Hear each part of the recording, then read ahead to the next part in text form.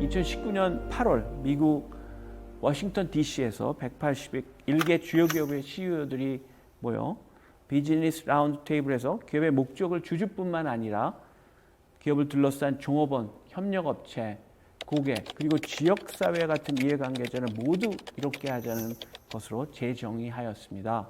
경영 일선에 계신 우리 이영희 사장님, 이러한 기업의 목적에 대한 재정의에 대해 동의하시는지요? 기업이 이해관계자의 이익을 위해서 경영을 해야 한다. 이 부분에 대해서 많은 사람들이 요즘 이야기를 하고 있죠. 그렇지만 또 한편으로는 그게 과연 맞아? 그게 진실이야? 라는 질문도 사실은 있습니다. 기업이 주주에게 많은 이익을 제공해야 한다는 것은 어떻게 보면 변치 않는 과제이죠. 계속해서 그것을 추구를 할 텐데 그 자체를 달성하는 데 있어서 가장 좋은 방법이 뭐냐? 결국은 이해관계자와 같이 공생하면서 그들에게 좋은 평가를 받아내는 것. 그것이 궁극적으로 주주에게 더 큰 이익을 가져다 준다라는 사실을 다 깨달았다.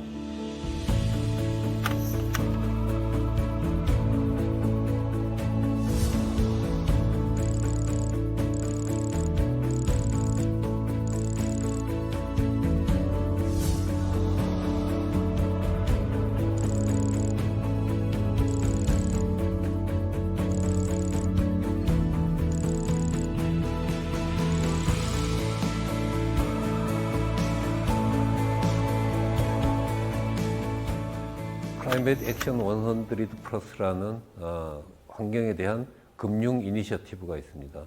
작년에 우리나라 몇 개 업체에 편지를 보냈습니다. 당신 회사는 이산화탄소 배출이 이렇게 많은데 앞으로 어떻게 할 거냐. 그 대책을 밝히지 않으면은 앞으로 우리는 당신 회사에 투자하기가 힘들다. 엄청나게 큰 대주주가 빠져나가겠다고 하면 주가가 엉망이 될 것이고 또 그들뿐만 아니라 주변에 있는 다른 투자가들도 빠져나갈 공산이 굉장히 크고 그 기업의 CEO는 정말 밤잠을 잘 수 없는 그런 환경이 될 것입니다. 사실 ESG 경영이라는 말이 나오기 전에 ESG 투자라는 말이 먼저 있었습니다. UN도 2006년에 UN PRI라고 해서 UN Principle of Responsible Investing, 그래서 ESG 투자를 강조해 왔고요. 근데 자본시장은 왜 이것을 보게 됐느냐? 소비자가 환경에 대해서 굉장히 민감해졌고 다양성이나 이런 부분에 대해서 굉장히 중요하게 여기는 것이 분명해졌는데 그 바뀌는 것에 기업이 잘 적응하고 있느냐 마느냐 이것을 판단하자고 하는 것이 자본시장이 ESG를 평가하는 그 근본적인 이유라고 볼 수 있는 거죠. 그 얘기는 기업이 창출해낸 그러한 여러 가지 외부 효과, 예를 들어 환경오염이라든지 이런 것들이 개별 기업은 느낄지 모르지만 그것이 결국은 이런 투자자들의 투자 성과에 그대로 반영이 될 수밖에 없는 거죠. 단순히 그것이 뭐 좋은 일을 하자, 착한 기업이 되라 하는 어떤 규범적인 차원이 아니라 뭐 이러다 우리 다 죽어 하듯이 투자자들은 그것을 이미 인식을 하고 개별 기업들에게 이것을 요구하기 시작했고 그것이 결국 자본시장에서 사회적 가치 창출을 하는 기업들의 그러한 성과로, 재무적 성과로 이제 이어지기 시작한 거죠. 하지만 경영인 입장에서는 주주부의 극대화만 그동안 추구하다가 기업을 둘러싼 여러 이해관계자의 이익을 또 고려해야 된다고 했을 때 이게 굉장히 큰 부담이 아닐 수 없습니다. 그렇죠. 신 교수님 보시기엔 한국 기업들이 ESG 경영을 얼마나 잘하고 있다고 생각하십니까, 지금? 제가 얼마 전까지 원장으로 있었던 그 한국 기업 지배 구조원에서 매년 이제 우리나라 기업의 한 1000여 개 기업들의 그 ESG에 대한 그 성과를 평가하고 있는데, 물론 최근 들어서 그 ESG의 전반적인 성과가 제고된 것은 맞습니다. 근데 그것은 한편으로 그 결과를 좀 보면은 그런 어떤 체제를 갖추는 단계라고 할 수 있습니다. 아직 그것이 구체적인 어떤 성과로 나타나기는 좀 그 시기가 이르지 않나 그렇게 보입니다.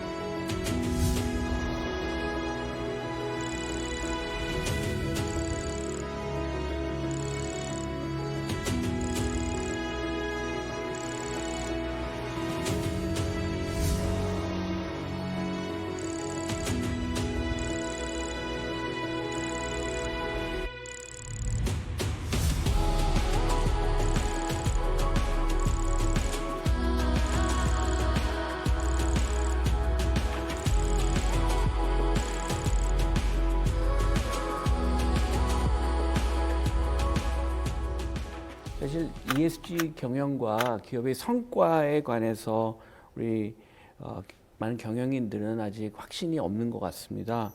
ESG 경영이 실제로 기업의 이윤 창출과 성장에 도움이 되고 있나요?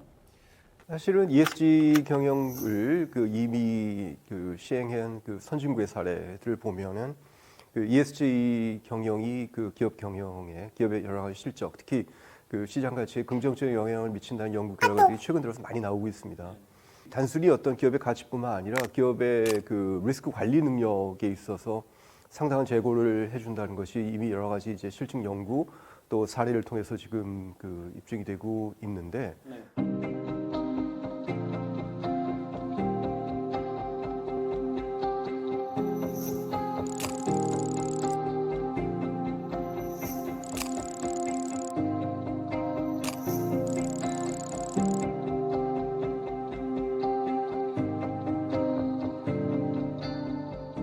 과연 그럼 ESG 어떻게 하시냐에 있어서는 사실은 방향성이 없는 것이 현실인 것 같아요. 그리고 많은 기업들은 아직은 그냥 이미지 제고 내지는 ESG 경영을 그냥 어떤 봉사 기부로 정도 생각하시는데 사실은 그것보다 훨씬 더 근본적이고 중요한 이슈고 중장기적인 비전을 가지고 실천해야 되는 부분인데 별도 지출이다. 그리고 불확실성이 높다. 정확하게 뭘 해야 되는지 모르겠다. 이사회 주주 동의받기 어렵다. 구성원들은 이해를 잘 못하는 것 같다. 평가 지표도 명료하지 않다. 네. 아마 현장에서는 거의 대부분 저러한 이야기들이 반복됩니다. 거의 저러한 이유가 반복됨으로 인해서 ESG 경영 중요하지라고 인식은 하지만 실제 나오는 행동은 그러니까 우리가 사회공헌 활동이라도 좀 더 하자. 이렇게 결론이 나고요. 그렇게 해서 더 한다는 사회공헌 활동은 아마 예산의 0.01%가 늘어날까 말까 하는 그 수준일 겁니다. 그러면 결론은 사실은 변하는 게 없는 거죠. 저희 SK라고 해서 그러한 과정이 없었냐, 그리고 저 문제에서 지금 완전히 벗어났냐, 사회에서 보기에는 아직은 부족한 거 많을 겁니다. 그렇지만 분명한 것은 이것을 하나의 비용 요소로 보는 한에 있어서는 아마 변화를 실질적으로 가져오긴 힘들 것이다. 투자 요소로 볼 수 있느냐 없느냐에 대한 마인드를 말씀드리는 거고요.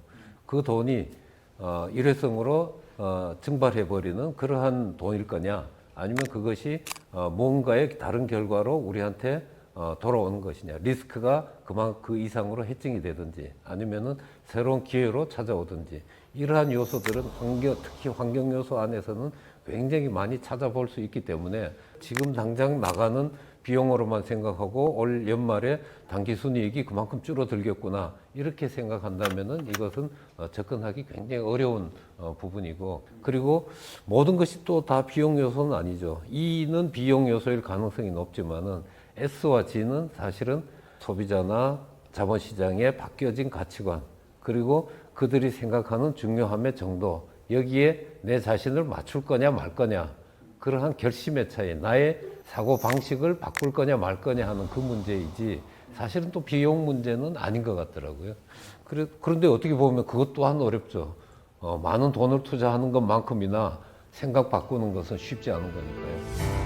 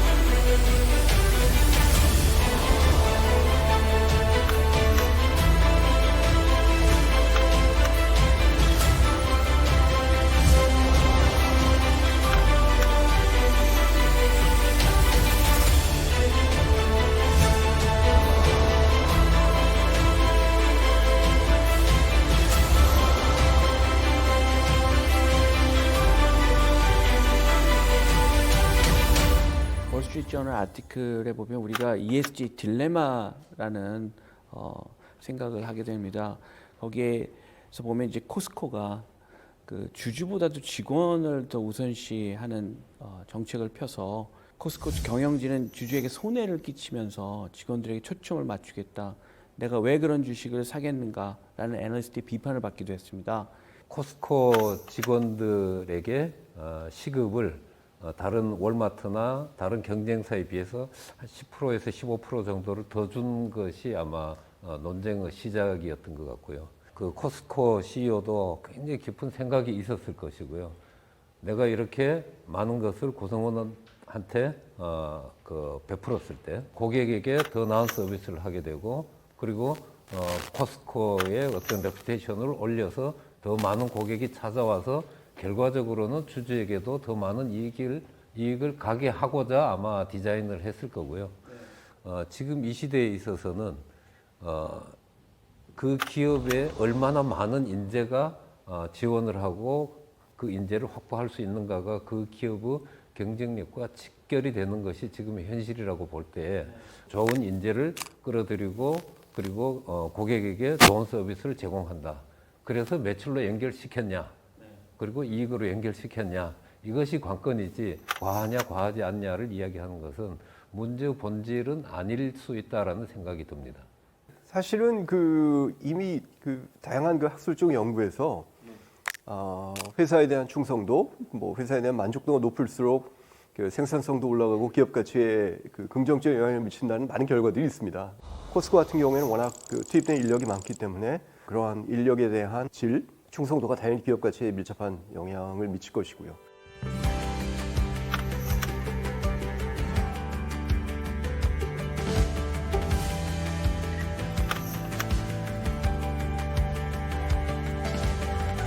ESG 경영과 관련해서 객관적 측정 지표가 없다는 문제 제기도 있습니다. 사실은 ESG 평가라는 것은 비재무적 요인을 평가하지만 그 중에서 이제 평가 가능한 부분들이 있고 이제 그렇지 않은 부분들이 있죠. 또 환경에서 오염물질 배출이라든지 이런 부분 같은 것들은 측정이 당연히 가능하죠. 사회에 있어서도 산업재해율 이런 부분들은 이제 측정이 가능한 부분들이 있고요. 하지만 이제 비재무적인 거기 때문에 당연히 예를 들어 지배구조에서 과연 그러면 경영진에 대한 견제와 감독이 효율적으로 이루어지고 있느냐 하는 것은 또 이게 또 정말 주관적인 요인들이 있지만은 이 ESG 평가에 대한 오해가 있는데요. ESG 평가라는 건 ESG의 경영 성과를 평가하는 게 아닙니다. 사실은 기업이 ESG 경영을 하기 위한 여러 가지 체제나 아니면은 전반적인 어떤 준비가 잘 돼 있냐 하는 것을 파악을 하고 이것을 시장에 추가적인 정보로 제공하는 역할을 하는 거거든요. 필요 조건일 뿐입니다. 그러니까 ESG 경영 평가 결과가 나쁘다는 것은 ESG 경영을 하기 위한 체제가 갖추어지지 않았다는 걸 의미하기 때문에 결과가 나쁘면 당연히 ESG 경영은 될 수가 없죠. 하지만 ESG 평가 결과가 좋다고 해서 그것이 곧장 ESG의 성과로 이어질 것이냐? 그거는 아니죠. 한 3, 4년 전부터 저희들은 사회적 가치를 측정을 해보자라고 하면서 측정을 시작했죠. 5점 척도의 측정 이런 것이 아니고 화폐화를 해보자. 우리가 만든 사회적 가치는 금액으로 얼마인가. 작년에는 얼마였고 올해 내년은 그럼 얼마를 해야 하겠는가. 이런 목표 설정 이런 것도 금액으로 했고요. 그냥 단순하게 해본다가 아니고 CEO 내지는 회사의 KPI 평가에 50%를 반영했습니다. 50%는 굉장히 많은 거죠. 측정을 해야 우리가 얼마나 잘하고 있는지 다른 기업 대비 이런 것들도 비교할 수 있으니까요. 그리고 우리의 작년과 올해를 또 비교를 좀 더 정밀하게 하자라는 취지고요. 세계의 다른 평가 지표하고 우리가 하는 거하고 그 차이를 한번 분석해 봤죠. 차이를 분석해 보니까 사실은 우리가 세계의 평가 기관들이 요구하는 것을 제대로 수용하지 못하고 그것을 관리하지 않고 있는 것들이 또 다수 있음을 발견을 했고요. 그들이 바라는 바를 정확하게 일단은 알자. 그러니까 시험 문제를 확실하게 알자. 지금 못 적어낼 답이 있다면 그것은 일단 유보를 하자. 그리고 우선순위를 정해서 하나하나씩 답을 적어 나가자.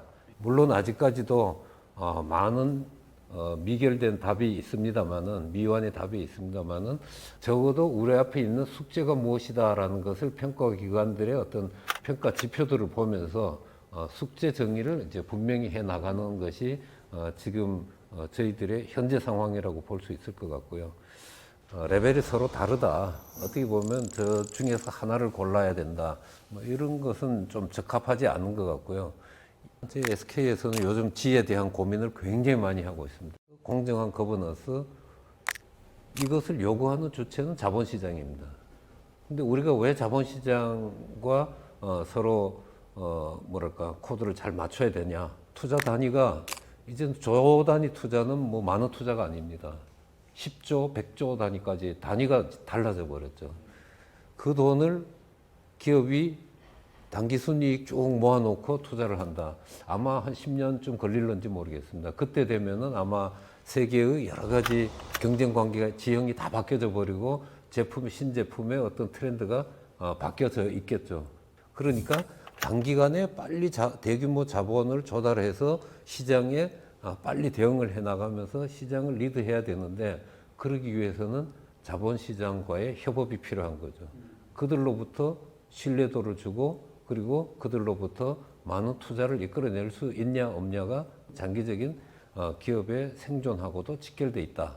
이렇게 보기 때문에 앞에서 E와 S를 아무리 잘해도 그것이 자본시장에서 지배구조가 투명하지 않아서 그 잘한 성과가 나의 자본시장으로는 흘러 들어올 것 같지 않아 라는 판단을 한다면은 그들의 투자가 계속 될 리가 없겠죠. E와 S는 자본시장에서 좋게 평가할 수 있는 재료를 저희들이 만드는 것이 될 거고요. 거버넌스를 잘 만든다는 것은 이러한 좋은 재료가 있으니 이제 안심하고 들어오세요. 그러면 결과적으로는 그 이루어진 성과를 공평하게 잘 나누겠습니다. 이 뜻이 될 것 같습니다. 모건 스탠리 캐피털 인터내셔널의 그 보고에 의하면은 우리 일본 기업은 사실 그 S를 잘하고 또 미국 기업은 G를 잘하고 또 한국 기업은 E를 잘한다고 이렇게 나오고 있는데 어떻게 우리나라 기업들의 지배 구조가 해외 기업들에 비해 좀 성과가 부진한가요? 이게 더 개선할 필요가 있나요? 우리가 이제 ESG 경영은 그 한마디로 정의하면 뭐냐 하면은 비재무적인 요인까지를 포괄적으로 고려한 기업의 경영 의사결정 체제라고 볼 수 있거든요. 그렇다고 본다면은 사실은 ESG가 각각 어떤 별도의 항목이 아니라 결국 지배 구조가 이러한 모든 걸 상위 개념이라고 볼 수 있게 됩니다.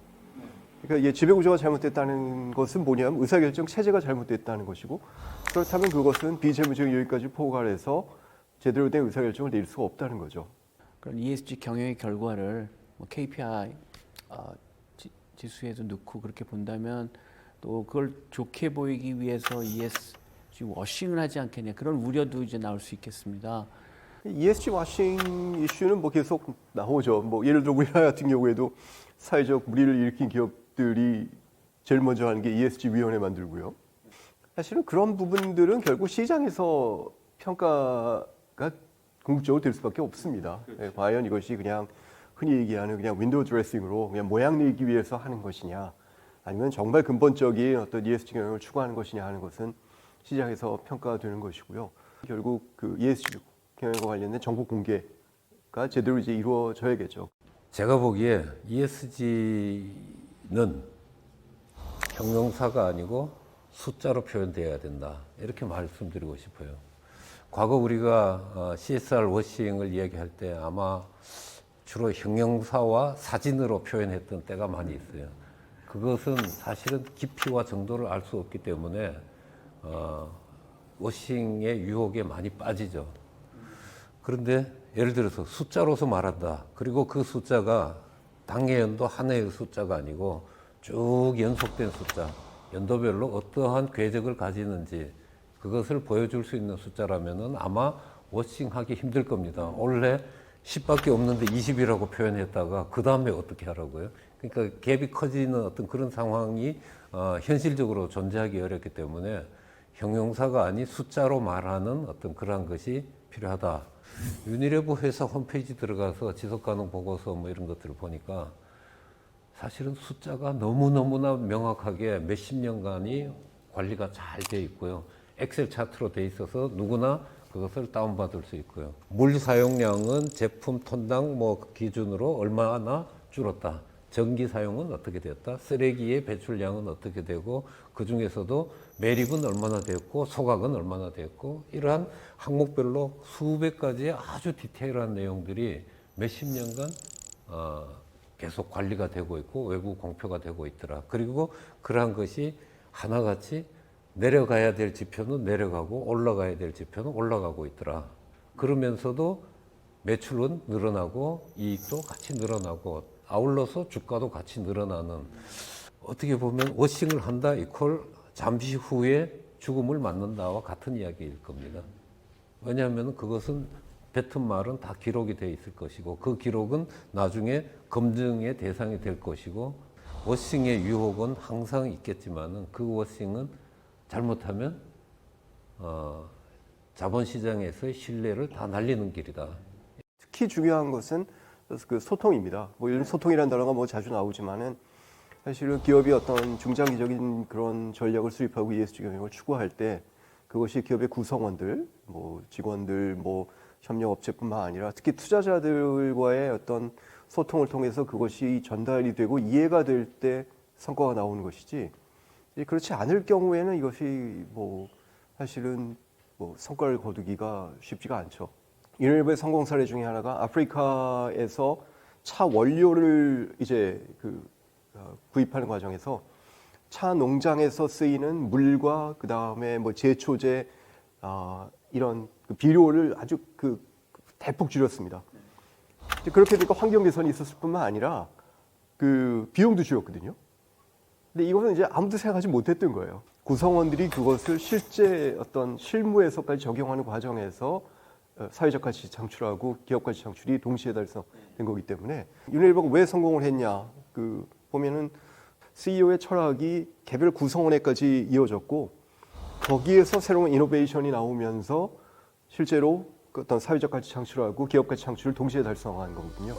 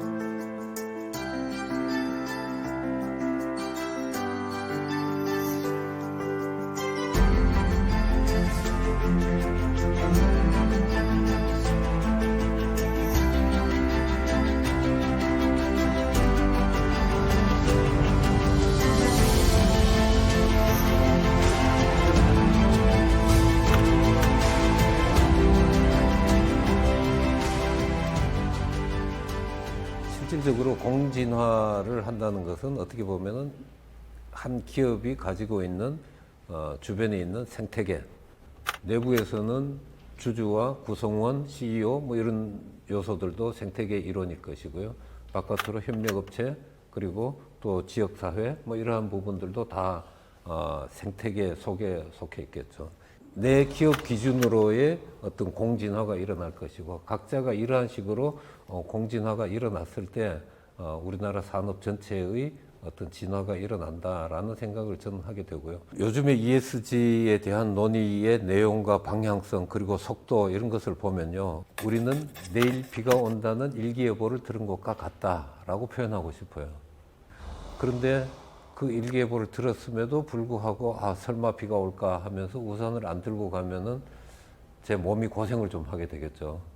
우리가 고생을 할 수 있는 어떤 그런 상황을 피하는 것이 굉장히 중요한 경영 의사 결정이라고 본다면은 실제로 지금 ESG의 여러 가지 트렌드가 기업에게 어떤 대응을 요구하는가?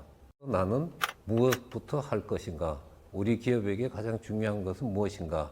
장화부터 살 것인가? 우산부터 살 것인가? 혹은 뭐 텐트부터 살 것인가? 이러한 것을 잘 판단해 내는 것이 지금 이 시기에 중요한 게 아닌가라는 생각을 해봅니다. 이제는 그냥 주주의 이익만을 극대화하는 흔히 얘기하는 제로섬 게임식의 사고방식으로는 더 이상 통용이 되지 않고 이제는 기업의 의사결정이 좀 더 그러한 이해관계자들에게 미치는 영향 그리고 최소한 기업의 지속 가능을 위해서 과연 이해관계자들과의 관계를 어떤 수준에서 해야 되냐 하는 것이 기업 경영의 기본으로 어떤 출발점인 상태에서의 기업 가치 극대화라고 좀 이해할 수가 있다고 봅니다. 근데 이것이 그냥 단순히 변화만을 추구하는 것이 아니라 새로운 기회 요인인 것이 예를 들어 환경에 있어서도 새로운 환경 기술의 어떤 투자가 결국 기업의 새로운 어떤 모습을 만들어낼 수 있듯이 중요하게 또 체계적으로 이제 받아들이고 대응을 할 때 우리나라 기업들의 어떤 장기적인 발전 또 지속 가능이 가능할 것으로 보입니다.